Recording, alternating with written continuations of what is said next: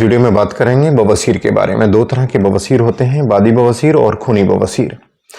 ये बादी और खूनी बवासीर डेवलप क्यों हो जाते हैं, इसके पीछे की क्या वजहें हैं कि ये बवासीर हमारे हो जाता है? क्या कोई इलाज भी है जो इसको पूरी तरह से ठीक कर दे? चूंकि आजकल बवासीर का इलाज लोग इंजेक्शन लगवा कर भी करते हैं, ऑपरेशन करवा कर भी करते हैं। ये कितना सही है हमारी सेहत के लिए इंजेक्शन लगवाना, ऑपरेशन कराना, ये सारी जानकारी मैं आपको दूंगा।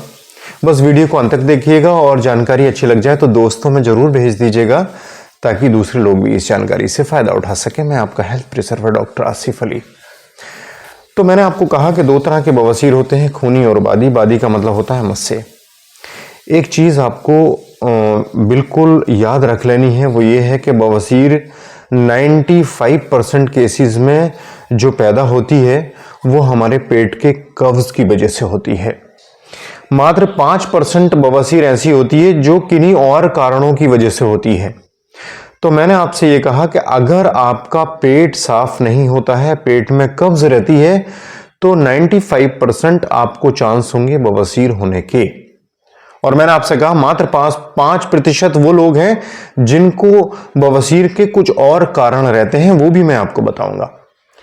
तो सबसे पहली बात तो जब आपकी समझ में आ गई कि ज़्यादातर केसेस में जो हमारा पेट है वो पूरी तरह से मल को बाहर नहीं निकाल रहा है, ऐसी कंडीशन में बवासीर डेवलप कैसे हो जाती है। देखिए, सबसे बड़ी बात यह होती है कि आप चीज़ों को बहुत ध्यान से समझें और उनके साइंटिफिक कारण समझें, क्योंकि हम अपनी बॉडी के बारे में अगर कुछ जानकारियां जुटा पाएंगे तो हम उन साइंटिफिक तथ्यों के बारे में बात करेंगे ही करेंगे, तभी हमारी चीज़ें अच्छे से समझ में आएंगी। अब आप ये देखिए, जब हमारे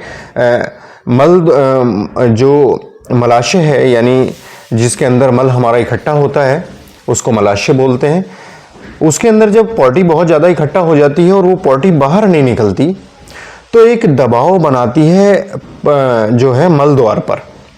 और वो दबाव चूंकि हमें जोर लगाकर बाहर निकालना पड़ता है मल, तो वो दबाव इतना अधिक हो जाता है कि वहाँ की जो ब्लड वेसल्स होती हैं, जो खून की नालियाँ होती हैं, जिनको वेन बोलते हैं, वो वेन बहुत ज़्यादा दबाव की वजह से फैल जाती हैं, डायलेट हो जाती हैं।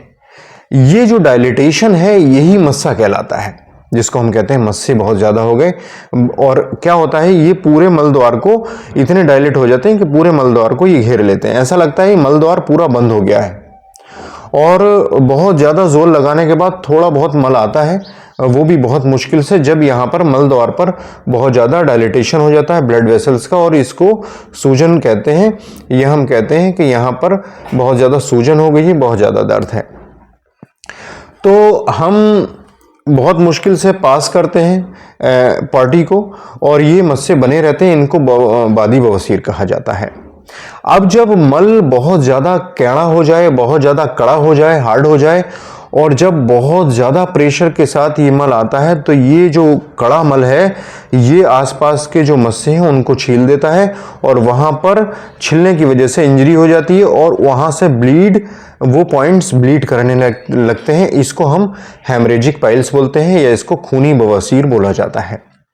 कभी कभी ये बवासीर से इतना ज़्यादा खून निकल जाता है कि शरीर में बहुत ज़्यादा कमज़ोरी आ जाती है। तो आपने ये देखा कि खूनी और बादी बवासीर का जो मुख्य कारण है वो है कब्ज़। अगर पॉटी बहुत ज़्यादा सख्त हो जाती है और लैट्रिन के रास्ते से बाहर निकलती है और मस्सों को छील देती है तो बवासीर बन जाती है। और पॉटी बहुत ज़्यादा सख्त नहीं है लेकिन निकलने में प्रॉब्लम कर रही है और प्रॉब्लम से निकल रही है और ये एरिया पे सूजन आ जाती है, इसको कहते हैं मस्सों वाली बवासीर यानी बादी बवासीर। आपने ये देखा कि ये कब्ज़ ही है जो हमारे इस बवासीर को पैदा कर रहा है। अब कब्ज़ की वजहें बहुत सारी हो सकती हैं। आपका गलत खान पान, बहुत ज़्यादा तले मसालेदार चीज़ें, बहुत ज़्यादा चावल का इस्तेमाल, तले हुए चावल का इस्तेमाल, पराठे पकौड़ी समोसों का इस्तेमाल, बहुत ज़्यादा अल्कोहल टोबैको का इस्तेमाल, बहुत ज़्यादा डेयरी प्रोडक्ट्स का इस्तेमाल, ये सब के सब पेट में कब्ज़ पैदा करते हैं। और अगर आप अपने खाने में बहुत ज़्यादा फ्रूट्स, वेजिटेबल्स, फाइबर डाइट लेते हैं तो ये कब्ज़ नहीं बनने पाती, यानी मल जो है वो आंतों को नहीं चिपकता। आसानी से डेफिकेट हो जाता है, क्योंकि इसके अंदर भरपूर मात्रा में फाइबर होते हैं। तो ये फाइबर के जो है फाइबर अपनी हेल्प से आंतों के मूवमेंट को बनाए रखता है और इसको आसानी से बाहर निकाल देता है। आपको बवासीर नहीं होती है अगर आप खाने में अपने भरपूर फाइबर डाइट लेते हो। तो खाने में फ्रूट्स वेजिटेबल का इस्तेमाल अधिकतर आपको करना चाहिए, जो कि हमारे पेट में कब्ज ना होने दें। ये रहा एक नेचुरल मैनेजमेंट जो मैंने आपको बताया। अच्छा, पॉटी अगर बहुत ज़्यादा टाइट हो गई है तो आप ईसबगोल के बीज लीजिए 1 चम्मच 1 गिलास गुनगुने पानी से रात को रोज सोते समय लीजिए। उससे पॉटी मुलायम हो जाएगी और आसानी से पास हो जाएगी। तो खाने में फ्रूट्स वेजिटेबल सलाद ये ज़्यादा से ज़्यादा इस्तेमाल कीजिए।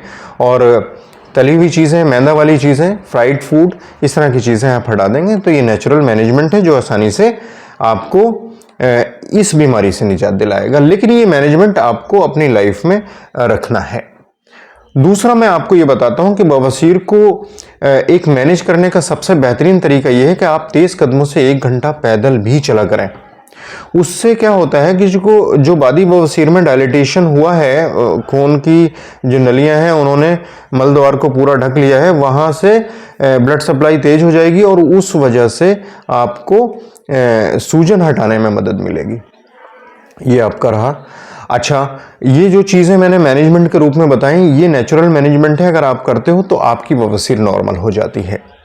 अब सवाल ये आता है कि इसके पीछे की मैं दवा भी बताऊंगा आपको कि कौन सी दवा हमें लेनी चाहिए। लेकिन पहले मैं एक चीज़ और बता दूं कि जो लोग इंजेक्शन लगवा लेते हैं, जो लोग मस्सों को कटवा लेते हैं, वो कितना सेफ है शरीर के लिए। तो मैं आपको ये बता देना चाहता हूँ, हमारा होम्योपैथी लिटरेचर और एक जो मेडिकल साइंस इस बात को प्रमाणित करती है कि जो लोग इंजेक्शन लगवा लेते हैं मस्सों हैं और वो मस्से वो जल जाते हैं, जो लोग कटवा कर मस्सों को हटा देते हैं, तो एक चीज़ हमेशा ध्यान रखिए, आप बड़े हुए मस्से को कटवा सकते हो लेकिन मस्से को बढ़ना नहीं रोक सकते, दोबारा से मस्से बन जाएंगे। और मेरे सामने ऐसे बहुत सारे केसेस मैंने देखे जिन्होंने बवासीर को बार बार ऑपरेट कराया और ये बार बार बढ़ते चले गए। लास्ट में हमें कैंसर के रूप में एक ग्रोथ मिल जाती है जो कि हमारी जान ले लेती है।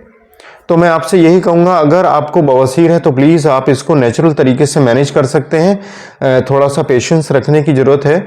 आप प्लीज़ घबराइए मत, दर्द होता है बर्दाश्त कीजिए, लेकिन आप इसको कटवाइए मत, आप इसमें इंजेक्शन मत लगवाइए। इंजेक्शन लगवाने से हार्ट की बीमारियां हो जाती हैं। तो आप प्लीज़ इसको बार बार ऑपरेट मत करवाइए, क्योंकि आप मस्से बड़े हुए काट के हटा सकते हो लेकिन बढ़ना नहीं रोक सकते, क्योंकि जो कारण शरीर में इस बीमारी को पैदा कर रहे हैं उन कारणों का हटना जरूरी है, ना कि इन मस्सों को रिमूव करना। तो मैं यही सजेस्ट करूंगा कि प्लीज़ इसमें ऑपरेशन या इंजेक्शन ना लगवाएं, इसको नेचुरल तरीके से ठीक करें। और इसमें हमने एक बहुत ही शानदार पाइल स्टॉप तैयार किया जो कि हम लोगों को देते भी हैं, और मात्र 180 रुपये का ही पाइल स्टॉप है। लगभग महीना भर चलता है। आधा कप पानी में 10-10 बूंद डाल के नियमित रूप से दिन में 3 बार लेना होता है। तो चाहे वो ब्लाइंड हेमराइड्स हो या हेमरेजिक हेमराइड्स हो, यानी बादी बवासीर हो या खूनी बवासीर हो, ये दोनों की दोनों बवासीर ठीक हो जाते हैं। बस आपको ये नेचुरल मैनेजमेंट इसके साथ रखने हैं, यानी खाने में फ्रूट्स और वेजिटेबल्स का इस्तेमाल अधिक करना है, सलाद का इस्तेमाल अधिक करना है और पैदल चलना है, और इस ड्रॉप को पानी में डाल के लेना है। तो मैं समझता हूँ बवासीर पूरी तरह से ठीक हो जाती है। तो उम्मीद है ये जानकारी आपको पसंद आई होगी। जानकारी पसंद आई तो प्लीज़ लाइक शेयर सब्सक्राइब करके हमें मोटिवेट कीजिएगा। नेक्स्ट वीडियो में फिर मुलाकात होगी। Thank you.